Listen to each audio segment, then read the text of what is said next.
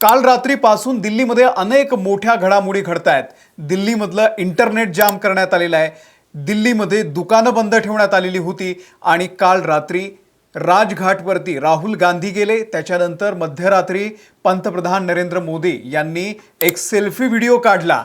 माय friends असं म्हणत त्यांनी त्या सगळ्या जेन्झीला साथ घातली जे सध्या जंतर मंतरवरती आहेत। भले त्यांनी कोणाचंही नाव घेतलेलं नसेल, परंतु त्यांनी हा विश्वास देण्याचा प्रयत्न केला की आम्ही नीट पेपर फुटी प्रकरणामध्ये अतिशय कठोर पावलं उचलतो आहोत आणि सोमवारी या संदर्भामध्ये एक महत्त्वाचं विधेयक जे अत्यंत कठोर पावलं उचलणार आहे ते आम्ही संमत करून घेणार आहोत। त्यामुळे मोदींचा तो सेल्फी आणि त्याच्यानंतर लगेच सोनम वांगचुक यांनी आपलं उपोषण मागे घेणं, या सगळ्या घडामोडी घडल्या आणि आज दुपारी कॉकरोच जनता पार्टीचे दोन प्रवक्ते जे.पी. नड्डा यांच्याशी भेटलेले आहेत। कारण आता सरकारच्या समोरचा सगळ्यात मोठं म्हणजे सोनम वांगचुक जे पोस्टर बॉय होते या सगळ्या आंदोलनाचे ते दूर झालेले आहेत, त्यांनी उपोषण मागे घेतलेलं आहे। आता सरकारला जंतर मंतरवरची ती सगळी गर्दी हटवायची आहे आणि त्यामुळे सरकार जे.पी. नड्डा सध्या या कॉकरोच जनता पार्टीच्या प्रवक्त्यांशी सुद्धा बोलतंय आणि त्यामुळे आज दुपारी एक महत्त्वाची बैठक झाली। त्या बैठकीमध्ये नेमकं काय घडलं, तसंच राहुल गांधी यांनी नेमकी काय मागणी केलेली आहे ते सुद्धा तुम्हाला सांगतो। व्हिडिओ शेवटपर्यंत बघा। नमस्कार, मी अमोल किनोळकर, आपण पाहत आहात महाराष्ट्र टाइम्स ऑनलाईन। तर राजधानी दिल्लीमध्ये सुरू असलेल्या आंदोलनावरती अखेर सरकारकडून बोलणी सुरू झालेली आहे जी आतापर्यंत होत नव्हती। कॉकरोच जनता पार्टीच्या प्रवक्त्यांनी केंद्रीय मंत्री जे.पी. नड्डा यांची आज भेट घेतलेली आहे। त्याआधी सोनम वांगचुक यांनी उपोषण मागे घेत सरकारनं 3 मागण्या मान्य केल्याचं सांगितलेलं आहे।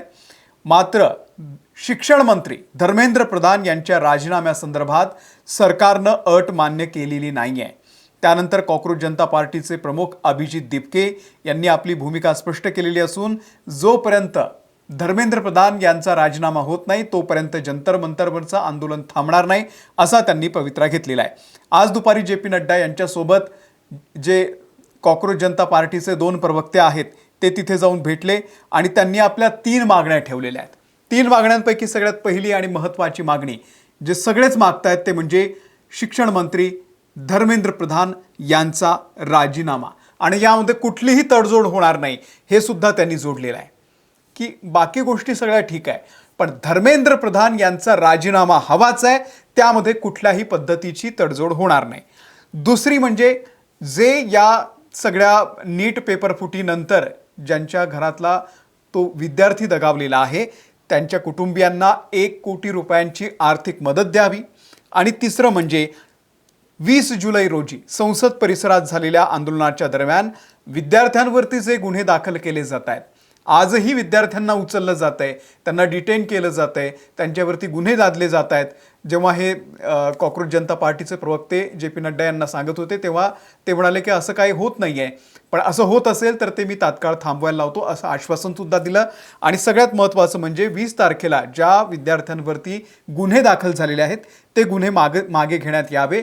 या 3 मागण्या आज कॉकरोच जनता पार्टीच्या वतीनं जे.पी. नड्डा म्हणजेच सरकारच्या समोर ठेवण्यात आलेल्या आहेत।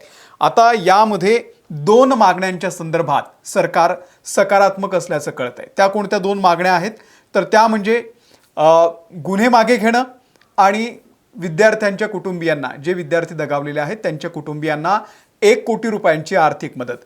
या 2 मागण्यांसंदर्भात सरकार सकारात्मक आहे। मात्र धर्मेंद्र प्रधान यांच्या राजीनाम्यासंदर्भात अजूनही सरकार तयार होत नाहीये। सरकारनं त्यासाठी उद्या दुपारपर्यंतचा वेळ मागितलेला आहे असं कॉकरोच जनता पार्टीचे प्रवक्ते बाहेर आल्यानंतर सांगत होते की ते म्हणाले की आम्हाला या एका मागणीसाठी मात्र अजून 24 तास द्या, उद्या दुपारपर्यंत आम्ही त्यावरती निर्णय घेतो, पण खालच्या ज्या 2 मागण्या आहेत त्या संदर्भात आम्ही सकारात्मक आहोत असं सांगण्यात आलेलं आहे। जंतर मंतर आणि संसद परिसरामध्ये विद्यार्थ्यांवरती पोलिसांकडून लाठीचार्ज करण्यात आला होता। आपल्याला माहिती आहे अनेक विद्यार्थी गंभीर असून त्यांना मुक्का मार लागलेला आहे, त्यांच्यावरती मारहाण झालेली आहे। त्या दुर्घटनेमध्ये जे पीडित आहेत त्यांच्या कुटुंबियांना देखील आर्थिक मदत द्यावी अशी मागणी यावेळी करण्यात आलेली आहे। दुसरीकडे आपल्याला माहिती आहे की धर्मेंद्र प्रधान यांचा राजीनामा न मागताच सोनम वांगचुक यांनी आपलं उपोषण मागे घेतलं। त्यांचं असं म्हणणं होतं की या विद्यार्थ्यांवरती तुम्ही गुन्हे दाखल करू नका, त्यांच्यावरचे गुन्हे मागे घ्या, कारण एखाद्यावरती जेव्हा गुन्हेगाराचा शिक्का लागतो, FIR दाखल होते, तेव्हा त्याचं भविष्य पूर्णतः बर्बाद होतं. मला ते होऊ द्यायचं नाही आहे आणि म्हणून मी त्या अटीवरती हे उपोषण मागे घेतोय असं त्यांनी म्हटलेलं आहे. JP नड्डा आणि जितेंद्र सिंग यांनी काल रात्री त्यांची भेट घेतली रुग्णालयामध्ये जाऊन आणि पंतप्रधान नरेंद्र मोदी यांनी ज्या कडक उपाययोजना सुचवलेल्या आहेत त्या संदर्भातलं निवेदन त्यांनी वाचून दाखवलं आणि त्यानंतर सोनम वांगचुक यांनी आपलं उपोषण मागे घेतलेलं आहे. यानंतर मात्र राहुल गांधी हे अजूनही आपल्या मागण्यांवरती ठाम आहेत. राहुल गांधी यांनी पंतप्रधान नरेंद्र मोदी यांचा जो कालचा सेल्फी व्हिडिओ होता रात्रीचा तो शेअर केला आणि त्यावरती पुन्हा एकदा अत्यंत कडक शब्दांमध्ये ताशेरे उडलेले आहेत आणि आपल्या 3 मागण्या ठेवलेल्या आहेत. यांच्या काय 3 मागण्या आहेत तर mister Modi, our students are demanding Dharmendra Pradhan's resignation. आमचे विद्यार्थी धर्मेंद्र प्रधान यांचा राजीनामा मागतायत, त्या संदर्भात बोला. Don't insult their intelligence with this pathetic midnight video. तुमच्या या मध्यरात्रीच्या अत्यंत घृणास्पद अशा व्हिडिओमधून त्या विद्यार्थ्यांचं तुम्ही इन्सल्ट करू नका, त्यांचा अपमान करू नका असं राहुल गांधी यांनी म्हटलेलं आहे. त्यांनी 3 मागण्या पुन्हा एकदा सरकारच्या समोर अतिशय कमी शब्दांमध्ये मांडल्या. एक म्हणजे सॅक प्रधान यांना हटवा, punish those who beat students, ज्यांनी विद्यार्थ्यांना मारलं त्यांना कडक शिक्षा द्या, आणि तिसरं म्हणजे अपोलॉजाइज, माफी मागा. विद्यार्थ्यांची पंतप्रधानांनी माफी मागावी ही मागणी राहुल गांधी यांनी केलेली आहे. एकंदरीतच राजकारण पेटलेलं आहे.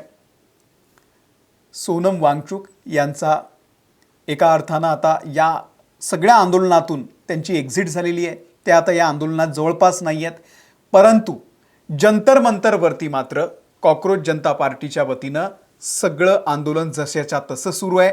जोपर्यंत धर्मेंद्र प्रधान यांचा राजीनामा होत नाही तोपर्यंत आपण मागे हटणार नाही असं कॉक्रोच जनता पार्टीच्या वतीनं सांगण्यात आलेलं आहे आणि सरकारनं त्यासाठी आता 24 तासांचा, उद्या दुपारपर्यंतची वेळ मागितलेली आहे.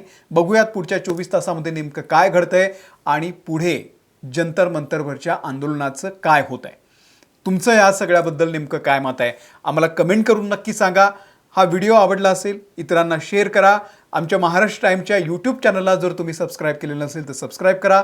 फेसबुकवरती आहोत, इंस्टाग्रामवरती आहोत, तिथे आम्हाला फॉलो करा. धन्यवाद.